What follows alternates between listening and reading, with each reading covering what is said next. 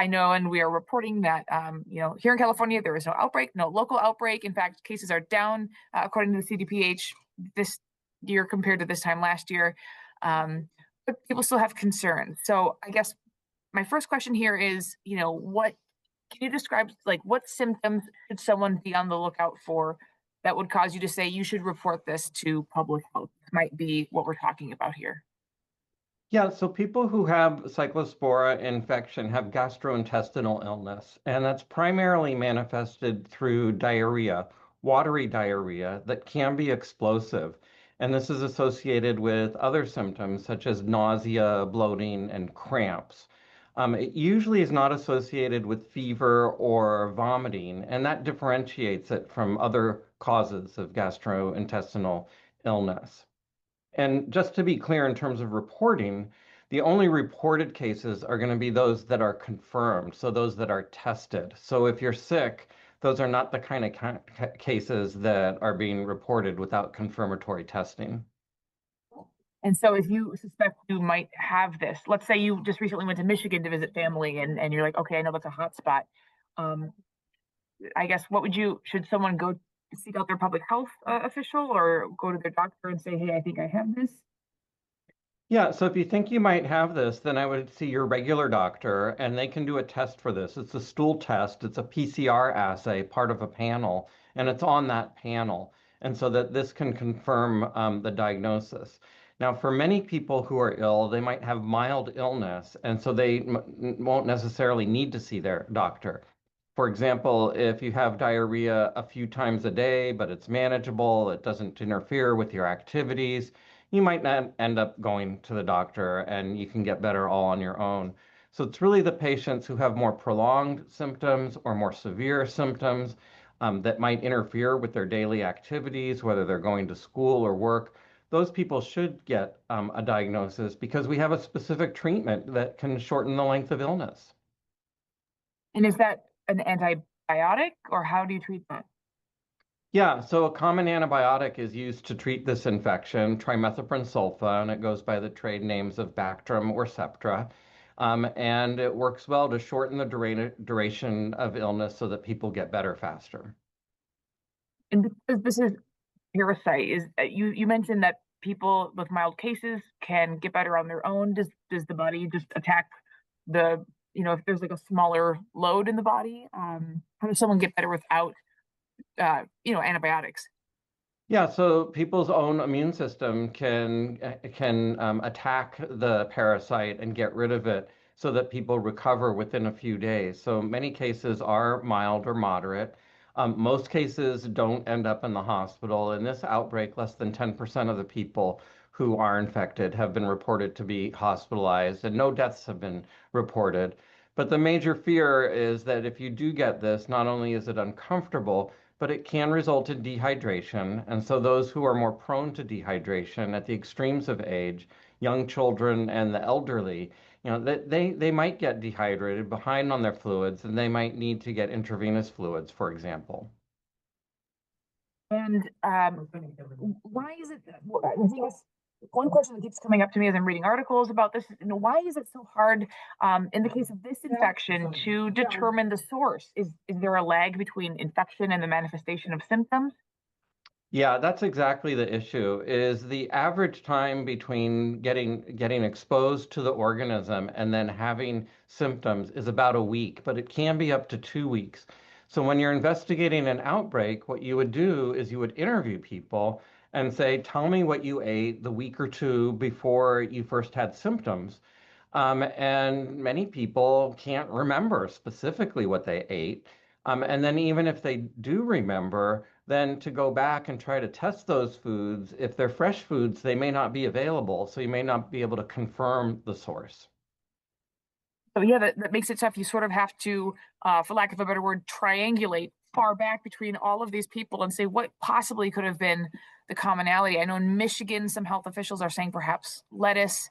Um, uh, I guess that leads me to talking about the spread. This is not something like the flu or a respiratory that can be aerosolized, right? How is this spread? What do people need to know so they're being cautious but not living in fear? So it's generally not spread person to person, and it's spread via contaminated food. And so it's really trying to identify what food sources are contaminated, and then trying to avoid those and recall those. That's the main issue, how we can prevent further infection. In the meantime, we're not recommending people avoid the common vehicles that we know have been associated with past outbreaks because that's fresh produce, and fresh produce is part of a normal, healthy diet.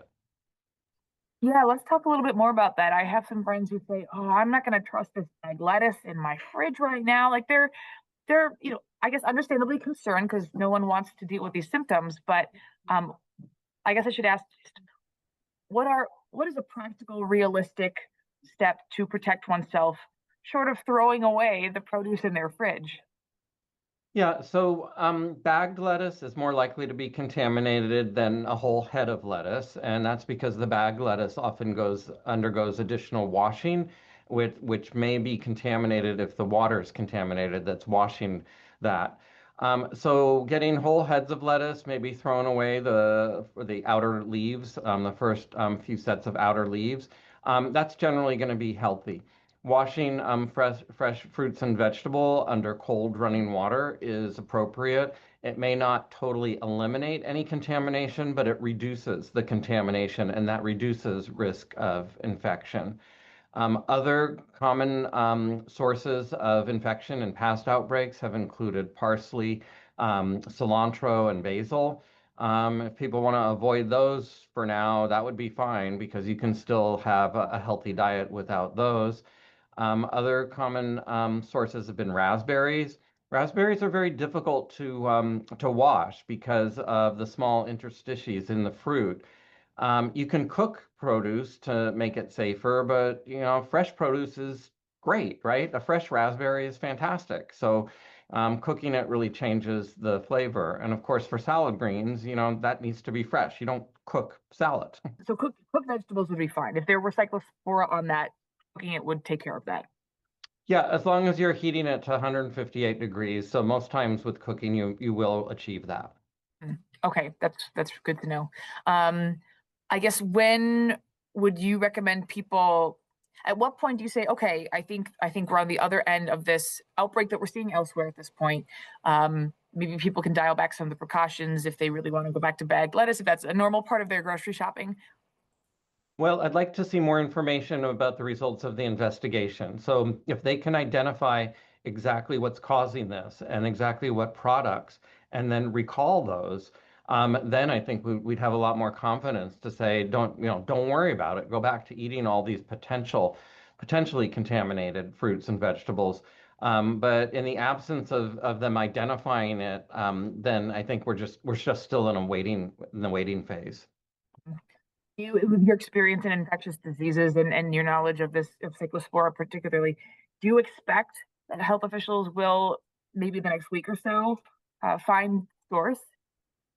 It's really hard to tell because every investigation is different, and although we're hearing reports now that lettuce has been implicated, that hasn't been finalized, and so sometimes with these investigations there are twists and turns, and other things might come up later. So until it's finalized, it's really unknown what the source is. What are the biggest points that separate it from a case of I ate something bad last night? Perhaps you can kind of speak that, yeah, concisely. Yeah, so we know that cases of food poisoning, those aren't infection, actually. That's having something that's been contaminated by an organism that produces a toxin, and then you're ingesting the toxin itself rather than having infection. We know that that can happen commonly due to Staph aureus causing food poisoning, and there's common vehicles for that, like mayonnaise, eggs, and others. And those, generally you do get within 24 hours, and the illness is watery diarrhea, and the illness is brief. It lasts usually just 24 hours, sometimes 48 hours, and it rarely lasts over 3 days. So that's the difference. Is if it's a very short illness, it's just from ingestion of preformed toxin, and it's not a prolonged illness at all. And where does E. coli fall into that? So E. coli is an infection, so it's not ingestion of a toxin.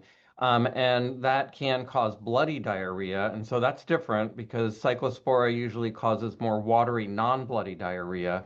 But the E. coli is associated with fever, bloody diarrhea, vomiting, and then some other systemic signs. So I think clinically you can differentiate that from a Cyclospora illness. Okay, great. This has been so helpful. I'm just looking at my list of questions. I think we hit them all. Um, is there any final word that you have for folks? Just, let's say someone is kind of still a little bit nervous. What's your bottom line elevator pitch to not freaking out, but remaining cautious? I'm still eating fresh fruits and vegetables. I like salad. I think raspberries are great. So I would still eat those, and I am still eating those at the present time. Okay, thank you so much. I really appreciate your time.